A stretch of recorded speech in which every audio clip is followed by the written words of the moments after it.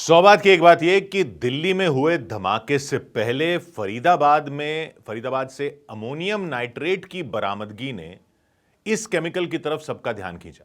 तो यह समझने की जरूरत है कि अमोनियम नाइट्रेट होता क्या है। क्या यह बम होता है या विस्फोटक होता है? और अगर यह विस्फोटक होता है तो इतनी बड़ी मात्रा में कैसे इसको स्टॉक करके रखा गया था?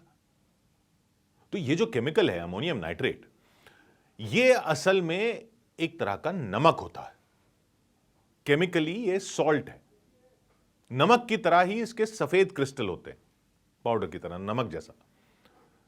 इसका केमिकल फॉर्मूला होता है NH4NO3, लेकिन उसकी केमिकल डिटेल में न जाते हुए यह जानना जरूरी है कि इसका इस्तेमाल मुख्य तौर पर तो एक खाद के रूप में होता है। यह प्राकृतिक नहीं होता, प्रकृति में नहीं मिलता।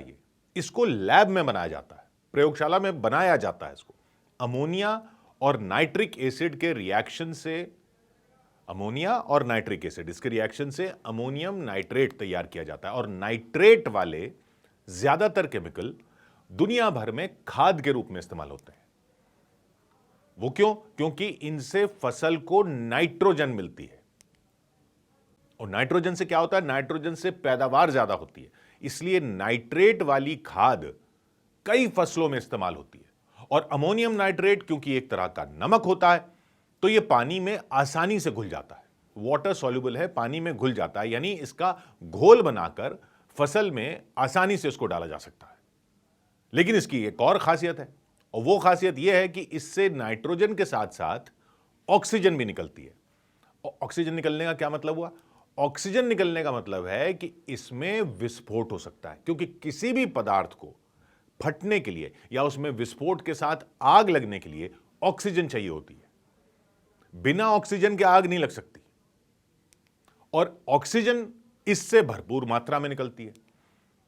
लेकिन यह खुद विस्फोट नहीं कर सकता, मतलब यह खुद नहीं फटता, अपने आप नहीं फटता। इसको विस्फोटक बनाने के लिए या तो इसमें किसी विस्फोटक से विस्फोट करना पड़ता है या इसमें कोई विस्फोटक मिलाना पड़ता है। लेकिन एक बार विस्फोट हो जाए, उसके बाद ये उसको विकराल रूप दे देता है। मतलब विस्फोट कुछ और हो जाए, इसके साथ हो ये, तो ये उसको विकराल बना देता है। जब तक इसमें विस्फोटक ना मिलाया जाए तो ये नमक की तरह रहता है, शांत रहता है, पाउडर की तरह रहता है। इसलिए इसको आसानी से स्टोर किया जा सकता है।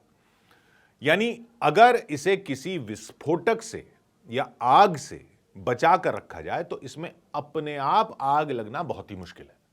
लेकिन इसमें डीजल या पेट्रोल या केरोसिन मिलाकर विस्फोटक बनाया जाता है, जिसको कहते हैं ANFO, यानी अमोनियम ANFO। AN से मतलब अमोनियम नाइट्रेट, FO का मतलब fuel oil. ANFO ammonium nitrate fuel oil. यह विस्फोटक खदानों में विस्फोट करके खुदाई करने के काम में इस्तेमाल किया जाता है। खदानों में बड़े बड़े विस्फोट करते हैं ना, बहुत बड़ी चट्टान हटानी है तो एक विस्फोटक लगा दिया और ब्लास्ट कर दिया, तो वो पूरी खुदाई का काम एक साथ हो जाता है। उसमें यह इस्तेमाल होता है ANFO। यानी फ्यूल ऑयल, यानी डीजल की तरह का कोई तेल मिलाकर यह बहुत ही शक्तिशाली विस्फोटक बन जाता है। बिना उसके यह नमक की तरह रहता है। फिर चाहे उसे स्टोर करो, एक जगह से दूसरी जगह ले जाओ, गाड़ी में ले जाओ, इसको कुछ नहीं होता। तो चक्कर यह है कि क्योंकि यह खाद की तरह इस्तेमाल होता है, इसलिए इस पर कोई बैन भी नहीं है। बैन तो नहीं है, लेकिन क्योंकि इससे विस्फोटक बनाया जा सकता है, इसलिए इसको बनाने और इसकी खरीद फरोख्त पर काफी सख्त नियम लागू हैं। दुनिया भर में कई आतंकी घटनाओं में इसका इस्तेमाल पाया गया था। तो भारत में भी 2012 में कानून बनाया गया था कि कोई भी चीज जिसमें 45% से ज्यादा अमोनियम नाइट्रेट होगा, उसको कानूनी तौर पर एक्सप्लोजिव माना जाएगा, विस्फोटक माना जाएगा। यानी इसको बनाने के लिए लाइसेंस चाहिए होता है, इसको बेचने के लिए लाइसेंस चाहिए होता है, इसको स्टोर करने के लिए लाइसेंस चाहिए होता है, क्योंकि ये एक्सप्लोजिव की श्रेणी में है। तो उसको इस सब के लिए लाइसेंस चाहिए। इसको जिसको बेचा जाता है उसका पूरा रिकॉर्ड रखना पड़ता है, कहां से आया, किसको दिया, सबका रिकॉर्ड रखना पड़ता है, कहां इस्तेमाल हुआ उसका रिकॉर्ड रखना पड़ता है। तो कानून तो काफी सख्त है, लेकिन जिस तरह से इतनी मात्रा में मिला है उससे जाहिर है कि कानून लागू करने में लोग लूपहोल निकाल रहे हैं। और खाद के नाम पर इसको लेकर इसके गलत इस्तेमाल की आशंका बनी ही हुई है कानून होने के बावजूद। नवंबर 2007 में उत्तर प्रदेश में धमाके हुए थे, तब इस केमिकल का नाम आया था। उसके बाद जयपुर धमाकों में, बेंगलुरु धमाकों में, अहमदाबाद धमाकों में, दिल्ली धमाकों में इस केमिकल के इस्तेमाल की जब आशंका तब जताई गई थी, तो 2012 में फिर क्या हुआ, इसको कंट्रोल करने के मकसद से कानून बनाया गया था। यानी जो अमोनियम नाइट्रेट पकड़ा गया है इतनी बड़ी मात्रा में, वो जहां से आया होगा वहां तक पहुंचना अब जांच एजेंसियों के लिए जरूरी हो जाएगा, क्योंकि इसको बनाने के लिए तो लाइसेंस चाहिए, पूरा रिकॉर्ड रखना पड़ता है। कानून होने के बावजूद अगर इस सिस्टम में लीकेज हो गई है, और लीकेज है तो ये बहुत ही खतरनाक लीकेज है, क्योंकि आतंकी हमलों में जिस आरडीएक्स का नाम पब्लिक ने कई बार सुना है, आरडीएक्स तो बहुत सुना है लोगों ने, लेकिन वो आरडीएक्स जो होता है वो हथियार फैक्ट्रियों जैसी जगहों में ही बन पाता है। आरडीएक्स ऐसे नहीं बन सकता। आरडीएक्स लेकिन बहुत ज्यादा शक्तिशाली होता है, वो बहुत थोड़ा ही लो और बहुत शक्तिशाली धमाका कर देता है, लेकिन उसको सैन्य संगठनों से ही लिया जा सकता है या वहीं से स्मगल होकर आता है, ऐसा माना जाता है। अमोनियम नाइट्रेट में क्या है कि शक्तिशाली विस्फोट करने के लिए वो बहुत ज्यादा मात्रा में चाहिए होता है। आरडीएक्स थोड़े से ही बहुत शक्तिशाली हो जाता है, ये बहुत ज्यादा मात्रा में चाहिए होता है, लेकिन वो एक खाद भी है तो वो इतनी मात्रा में मिल भी जाता है, जुटाया भी जा सकता है। अमोनियम नाइट्रेट को डीजल से मिलाकर जो एएनएफओ नाम का विस्फोटक बनता है, यानी अमोनियम नाइट्रेट फ्यूल ऑयल, उसका इस्तेमाल अमेरिका के ओक्लाहोमा में 1995 में किया गया था। एक ट्रक में करीब 2500 किलो एएनएफओ रखकर एक पूरी सरकारी बिल्डिंग को उड़ा दिया गया था। 168 लोग मारे गए थे। बिल्डिंग तो उड़ाई दी थी, आसपास की 300 इमारतें हिल गई थी।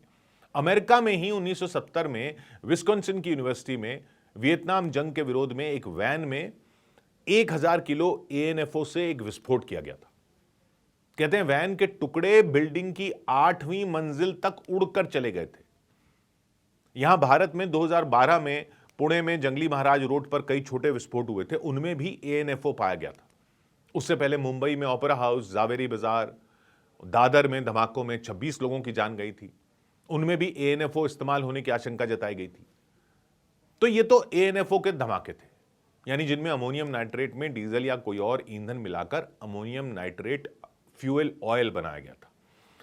लेकिन 2020 में बेरूत में क्या हुआ था कि बंदरगाह पर एक गोदाम में 2750 टन अमोनियम नाइट्रेट रखा हुआ था, खाद के लिए इस्तेमाल करने के लिए। पास में कहीं आग लगी, कुछ धमाका हुआ और आसपास की आग से गोदाम में रखे अमोनियम नाइट्रेट में विस्फोट हो गया, क्योंकि अपने आप में तो वो एक नमक की तरह है, उसमें खुद विस्फोट नहीं होता, पानी में मिलाकर फसल में डालते हैं। लेकिन पास के विस्फोट से उस गोदाम में ऐसा विस्फोट हुआ कि पूरा का पूरा बंदरगाह ही उड़ गया था, पूरा बंदरगाह उड़ गया।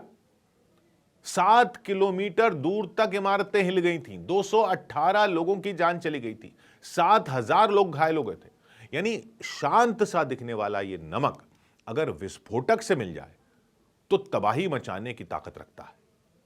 इसलिए यह जानना बहुत जरूरी है कि कानून होने के बावजूद इतना सारा अमोनियम नाइट्रेट जो पकड़ा गया, ये आया कहां से, कौन सी ऐसी जगह है जहां यह बना और रिकॉर्ड में नहीं आ पाया। रिकॉर्ड में नहीं आ पाया कि ये ऐसे लोगों को बेच दिया गया जो इसको खाद के लिए तो इस्तेमाल करने वाले नहीं थे, और अगर ये इंपोर्ट किया गया तो इसकी देश में एंट्री के भी सख्त नियम है। तो उन सब विभागों को जवाब देना होगा, उन सब अधिकारियों को जवाब देना होगा कि इतनी बड़ी मात्रा में यह सिस्टम से बाहर कैसे निकल गया। आतंक के खिलाफ लड़ाई में एक भी कड़ी में अगर भ्रष्टाचार हो जाए या लीकेज हो जाए तो सुरक्षा की कितनी भी मजबूत दीवार हो उसमें सेंध लग जाती है। आतंकी तो आतंकी हैं, आतंकी तो आतंकी हैं ही, असली देशद्रोही तो वो है ना जिनकी वजह से इस तरह के केमिकल सिस्टम से बाहर पहुंच जाते हैं। 100 बात की एक बात।